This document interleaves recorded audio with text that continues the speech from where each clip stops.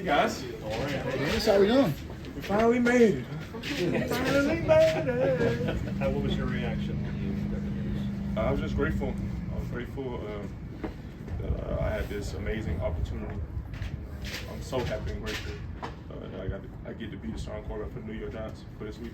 How did you endure during that stretch where you weren't the guy? Like, how did you get through that stretch? Serving every single day, as best as I can. And that's not going to change. I'm still going to continue to serve my teammates and do all I can do with what I have, knowing that there's more. What do you want the Giants fan base to see out of your first start in their uniform? I just want them to be excited, come ready, expect us to give it all we got. And just like y'all, just like when the Giants fans come up, we know we're going to feel them. We know that we're going to receive them, receive us with open arms, and we're going to give you what you desire. When did you find out you were starting? Cav shared with me yesterday. Jameis, you've been in a situation like this where a team needs to be galvanized. What does that take? What does it take to get a team that's down up for a game and just have the emotions and the energy of the game different so that you can close it out? In times like this, it's just action, right? Who's going to focus on being the solution? Who's going to focus on doing all that they can do to be the solution for this team? And me, I'm just taking it one day at a time, one play at a time, and I'm encouraging everyone else, just do your best. Like, that's all the fans want. The fans just want us to come out there and do our very best. And when we come out and execute and do our very best, we're a tough team to beat. Jameis, what have you learned the most just from watching, obviously, Russ and Jackson start, and just obviously communicating with both of those guys in their position? What have you gained the most from just watching their process and them, leading this team? Well, we're all a part of the same process. Obviously the insight from Russ of being a Super Bowl winning quarterback is, developing Super Bowl habits, how we approach every single day, and the fun and intentional detail that Jackson possesses because he's so hungry and so grateful for this moment. He's just a young rookie, and I can look in his eyes and just tell how bad he wants it. And I was that young rookie, and I'm still, like, in my heart, that young rookie, and that's why I'm so happy and grateful for this moment. When you get a chance to get opportunities like this, or any opportunity, you do your best to capitalize on those moments and stay present and do all you can do. You mentioned that taking over, obviously with Mike now taking over. What about him gives you confidence that he can lead this team? He's poised. He's very poised on the sideline, and don't get me wrong, this is a very challenging situation because I would not be here if it weren't for Brian Dable. And I am so grateful for him and the opportunity that he afforded me to come to New York and do what I love. So I'm happy for Cav, but I'm thankful for Brian Dable and what he has done for this team. I know how the business goes, and I've been in that position before, but I'm extremely grateful for him, more importantly. And I'm excited for Cav. Like, just like as a quarterback, you want the opportunity to lead the team. I know he's been waiting on this moment, preparing, not waiting, but preparing for this moment to be a head football coach. And I know he's going to do the best that he possibly can. You mentioned that you got through this stretch by serving. You mentioned that you got through the stretch by serving between the rookie quarterback and veteran quarterback. What was the best way that you were able to serve? By being persistent, being the same every single day. But by asking them questions of what they would love and how am I able to serve them, and just by acting on it, not just asking just to ask a question, but doing more than what's required. Watching film with Jackson, sending Russ specific plays, specific thoughts that may help us in the process, brainstorming and collaborating with them both about what we're seeing and how we're going to attack this defense. How did you find out? Played in a while. What's the concern about Russ? Obviously, this is his first day out, leading the group, but rustiness and all that kind of thing. And how much did the Cleveland experience maybe? How does that help you? Because you've been through this a little bit. Similar. Yeah, I've been waiting on this moment, man. So the shackles are off, the rust is off. Like, it's like, hey, you get to play, and when you get to play, nothing else matters but taking it one play at a time and doing your very best. Because we all have different circumstances, conditions, and facts, and I know that.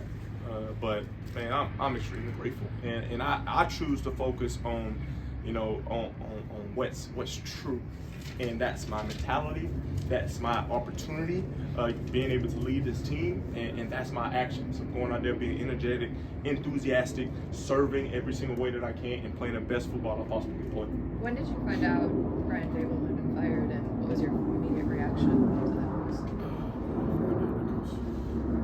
Man, we were in Bible study when we found out. Russ had told me, and then next thing you know, we had a meeting. Like, it was no time to really grasp the whole thing. I immediately was just like, man, I'm so grateful for that, man. Like he like the person that Dave's is he's a people person.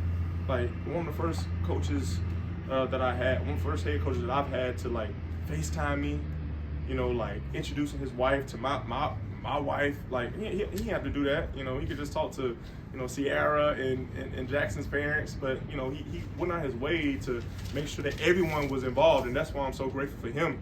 You know, the way that he led, the way that he did things was the right way. We just had unfortunate circumstances on the field, you know, and in this business, that's all that matters. Like I tell, you know, Jackson and Russ all the time, it really, like I take pride in being a great person, but if I don't go out there and throw touchdowns and create excitement, no one will really care. You know, when you think about the grand scheme of things, like no one really cares unless you are producing and unless you are showing up day in and day out. What do you want fans to know about you? I want fans to know that I'm going to do my best. You know, obviously I'm going to have fun, but I'm going to execute, have a surgical execution, and just play ball, man. Like this is something I've been doing since I've been 4 years old. Now I just get to do it in the greatest city in the world. I'm gonna be saying it with my son. It's the greatest city in the world. Yeah, that's a Hamilton reference if y'all don't know. Yeah, 10-year reunion. Yep. You mentioned that you were in a Bible study. Is that with Russ and other teammates? Yeah, those are all our teammates that attend weekly Bible study. Yeah, and that's when we got the news. You know, and I'm so happy and grateful I was in that position because I was in a state of gratitude and of deep listening, you know, and like I said, it happened so fast when the decision was made and we were made aware of it that I really didn't have time to really think. You know, I just thought like, okay, there's a seed of good in everything, and I immediately just thought about how grateful I was for Brian Dable of believing in me to seek me and give my family a chance to be in New Jersey and New York and experience this. And now I'm the starting NFL quarterback. James, in the spot that you're in right now and in your career, there was a possibility if nothing happened, maybe you wouldn't play. Did you ever think about that at all? No, I never thought about that. No. Yeah, I never thought about not playing another game because that's what I attract. And every time I'm on the sideline, do you see me on the sideline? I might not be on the field, but I'm playing the game. You know what I'm saying? And that's just the love and passion that I have for this game, man. Like I'm always playing the game. Now I might be not playing the game physically, you know. Don't you say that? We're not speaking that to this. But I'm playing the game. Every single game, I'm out there prepared to play. Jameis, you've been a great support system for Jackson. You've talked about how being here with him for him from the summer obviously is a tough thing that he's going through right now, and the protocol out of people's control. How does that move forward for you? I mean, do you view this Sunday as a one-shot deal and saying, you know, we know Jackson is the future, we want him to be here? How do you approach that? Yeah, I view Wednesday as a great day to talk to the media and address that I'm the starting quarterback for the New York Football Giants. I view Thursday as tomorrow. So as Friday, Saturday, and Sunday. And when Sunday arrives, you know, I would be very grateful and present that I'm able to be the starting quarterback for the New York Football Giants. But until Sunday comes, I won't really have an answer for you about how I will be feeling on Sunday.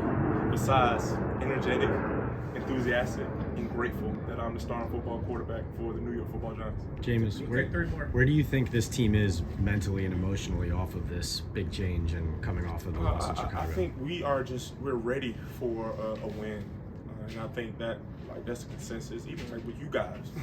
You know, I mean, I think it's tough when you guys don't get a win. You know, so I think this city, this stadium, we are willing to do any and everything for the New York Football Giants to be celebrating at the end of the day. And we know a good football team is coming in, but it's not about them. You know, it's about us playing our very best, and it's not about our circumstances, conditions, and facts. With our coach and with new changes, it's about us being grateful for the Mariners giving us this opportunity to put on you like this is what we signed up for.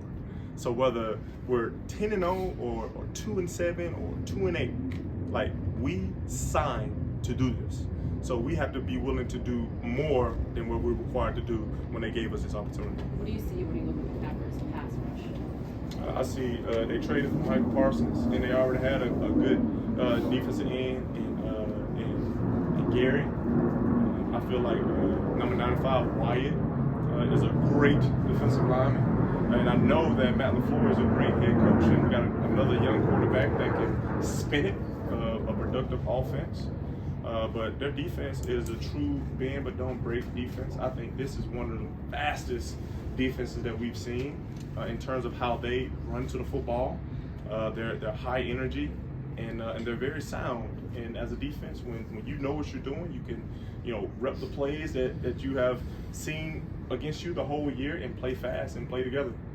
How much sleep do you think you're going to get between now and Sunday? I'm gonna get some good sleep. You say, obviously, It's beautiful when you can get sleep because you feel like that you're where you desire to be, and I'm just extremely grateful that I get to be the starting quarterback for the New York Football Giants. Thanks, James. Thanks, guys. Jameis.